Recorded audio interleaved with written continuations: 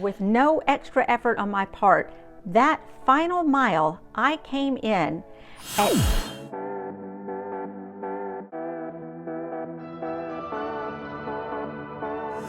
Hello fellow geeks and welcome back to Running Geek Girl. My name is Heather and I am glad you're here today because I am here to show off this baby right here. This is the Asics Gel Nimbus Lite 2. And let me tell you a little bit about this. Now, if you've watched the channel for a while, then you know that my long run shoe of choice is the Asics Gel Nimbus. I'm rocking a 21 right now. I believe the 23 is about to come out, which means 22s are about to go on sale, so I may upgrade. But I'm a big fan of the Asics Gel Nimbus. I love how comfortable they are, how cushioned they are. They can carry me easily through a long run. I love the fit on them. But I've always felt that they were a little bit too heavy and clunky to really build up any speed. They're great for maintaining distance, but not for really picking up any speed. And so when I heard that there was a light version that was available and that the second iteration of those was about to come out, I did something I never thought I'd do, and I pre-ordered them. Yeah, I actually pre-ordered a running shoe. That's how you know you've gone hardcore. Well, by the time they finally got here after they had been released, we were in the middle of the big snowstorm that we were having here, and it was a day or two before I could get out on the road to give them a proper testing, because I don't think testing them on the treadmill would have given me a really good idea of what they could do. So as soon as the roads were clear, I took them out on a nice test run, and let's take a look at that now.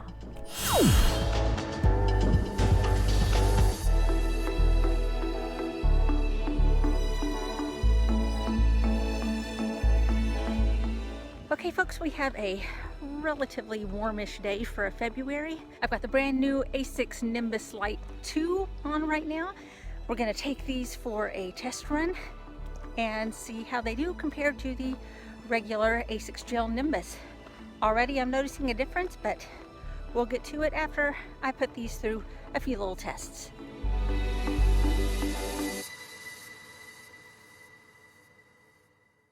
I'm about 2.5 miles in, so starting to get a good idea of what these things can do. So, time for another test. Hill repeats.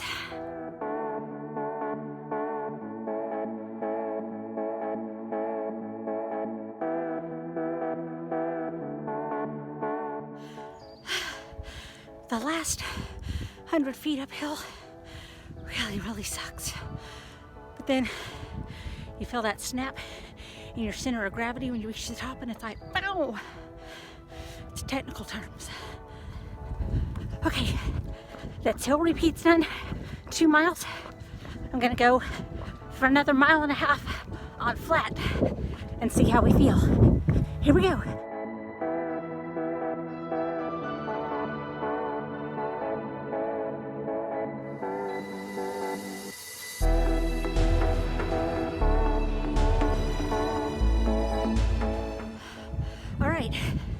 So that's 6 miles total. I am gonna do a cool down mile, and then we'll head inside and we'll talk about how these worked out. So now that I've had a chance to test them out, let's just talk a little bit about what makes these interesting.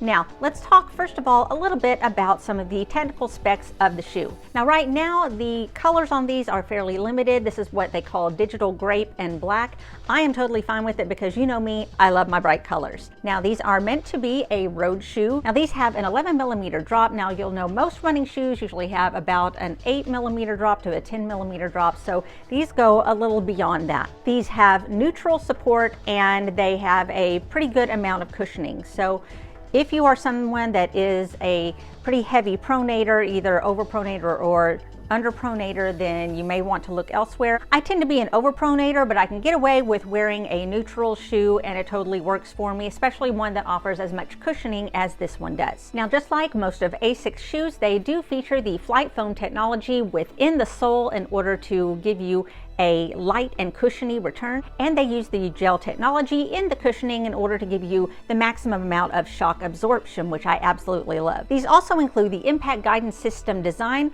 for example, the edge of the heel here, in order to allow you a lot more control everywhere from a heel strike all the way up to a toe off. And what's even more special about the Nimbus Lite is that it features recycled materials in the uppers. Asics has gone above and beyond in order to use as many sustainable products as they possibly could in the creation of these shoes. But enough about the technical specs. You'll want to know how they worked for me. How can I put this? I love them so much. These shoes are my new children. Welcome to the family. First of all, these are very light shoes, much lighter than the regular Asics Gel Nimbus. This is a women's 8.5 and it weighs in at 7.8 ounces, so extremely light. I could immediately tell the difference when I put them on and started running, that these are shoes that really want to move. Between the lightness of the shoe, the overall design, and the increased heel drop, these are shoes that definitely want to propel you forward. As you saw from the video, I was able to do 7 miles in these, and that's including warm up and the cool down walk. And I did not feel tired as I normally do by the end of this. I didn't have that heaviness in my legs that I normally have at the end of a run.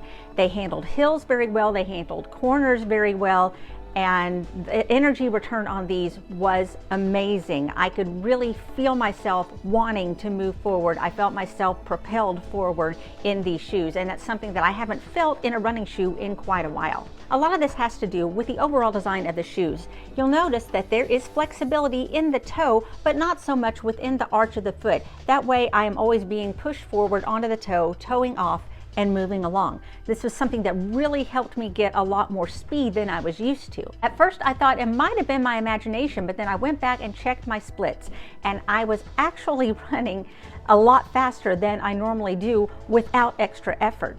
Typically my RAD pace is going to be somewhere around 10.5 to 11 minute mile. That's just me taking things easy and slow. I decided not to put any extra effort forward, to just go with the same amount of perceived effort that I would normally do for a run, and then check my split on that last full mile that I ran.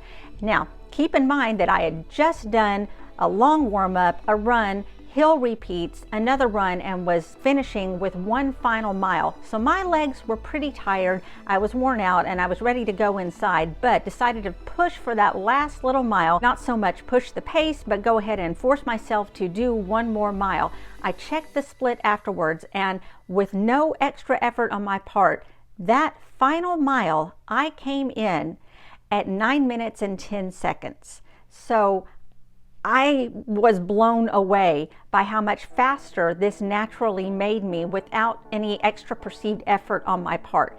So I am absolutely happy with these shoes. I could not be happier. I can't wait to wear them again.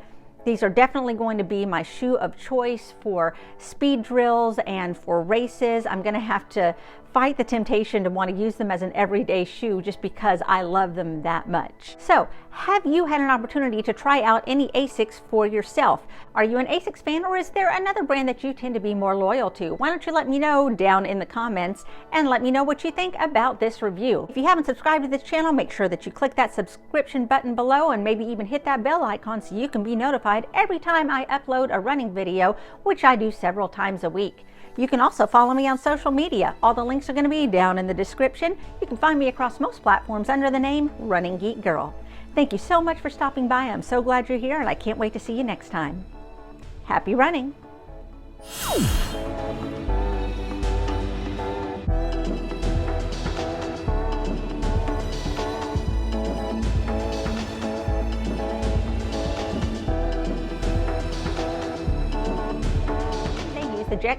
The